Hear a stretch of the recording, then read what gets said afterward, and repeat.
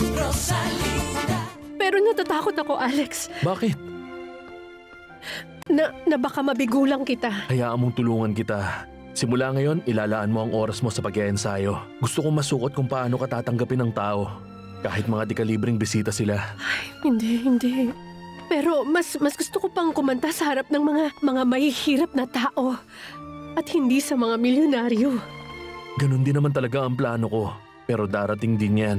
Uumpisahan muna natin dito kung saan sigurado kung magtatagumpay ka. Sana nga.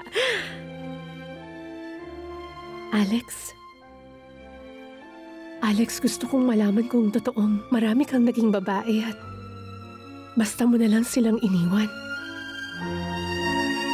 Umalis? Kung meron man sa ating kailangang umalis, ako dapat yon. Sa iyong apartment na to at anak mo si Erica. Fedra, parang sa'yo na rin to. Pero hindi tayo pwedeng mag-iwasan dito lagi. Sana hindi na lang nangyari ang lahat. Pinagsisisihan mong nangyari? Naging magulo tayo. Gusto mong kalimutan ko yon?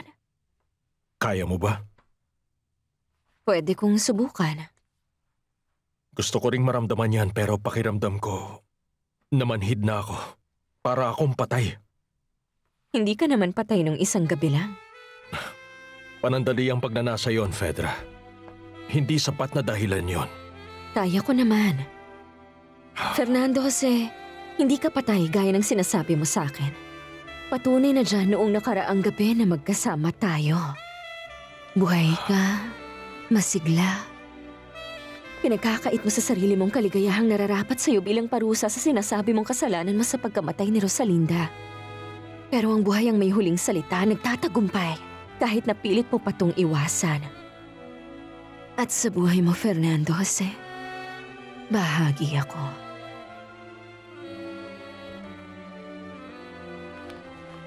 Sino nagsabi? Kanina, napag-usapan lang namin ni Natalia ang bagay na yon. Talagang si Natalia. Hindi man lang nagkunwari. Ibig sabihin ba, totoo? Oo, tama siya. Ganun mo kadaling inamin? Mas mabuting magsabi ng totoo. Oo, mas mabuti nga yun, pero... Pero gusto kong linawin. Hindi ko sila iniwan dahil masama ako, kundi dahil karapat-dapat silang iwan. Bakit? Kailangan naiintindihan mo ang taong mahal mo. Lahat ng mga kakulangan at kabutihan niya, ang pagmamahal niya sa trabaho, sa buhay. At di nila ako maintindihan. Gusto mong malaman kung anong itinanong ni Natalia? Ano? Tinanong niya ako kung mahal na ba kita, Alex?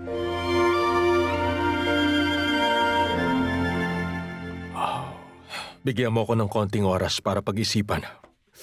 Kung dapat bang magpakasal tayo. Masyado namang mabigat yon. Pero yun ang nararapat sa'yo. Salamat. Ano man ang desisyon mo, pinasaya mo ako simula noong nakaraang gabi.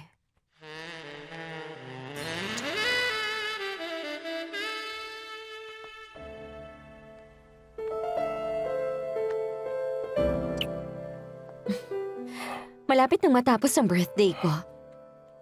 At nagkasundo tayong magse-celebrate ulit tulad nung nakaraang gabi.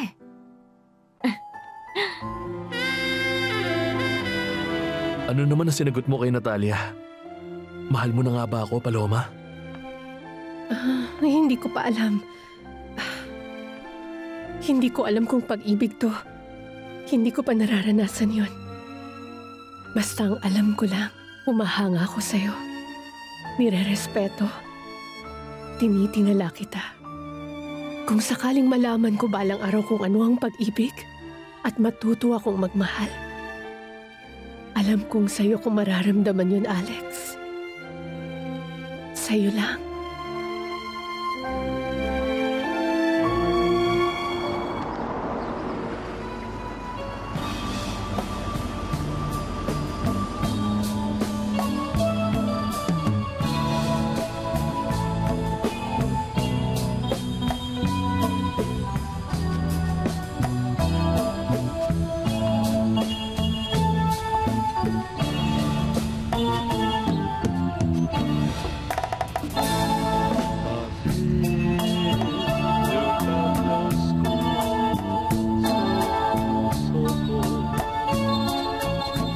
sumasakit na talaga ang tenga ko. Hoy, Rodrigo, siguro naman kumuha ka pa ng ibang singer, hindi ba mahal ko? Siyempre, oo naman, mahal kong Reyna. Kailan ba kita binigo? Meron ako isang kinuha. Baguhan pa lang siya. Pero ang sabi ng manager niya, sigurado magugulat tayo sa ganda ng boses. Talaga? Pero parating gano'n naman ang sinasabi. At bukod sa magaling kumanta yung babae, sobrang ganda raw talaga. Talaga? Ang pangalan niya ay Paloma. Ay nako, Rodrigo. Ingat ka dahil alam mo namang si Odelia, silosa yan. Alam naman niyang hindi siya mauubusan, hindi ba mahal ko? Mahal ko. Sabihin mo nga dun sa manager, yung manager ni Paloma na lalaki. Nabilisan na nila. Dahil atat na ako magpakitang gilas. Salamat. Alex, huwag kang ang kabahan. Malapit na akong matapos sa paghahanda. Kabisado mo na ang mga kakantahin? Oo, nakapag-ensayo na ako, Alex. Hindi ko na yun makakalimutan. Pero kinakabahan ako. Pinapasabi ni Senyor Larrazabal na bilisan nyo na. Gusto niya na marinig siyang kumanta. Sabihan mo si Senyor Larrazabal na eksaktong oras kakanta si Paloma.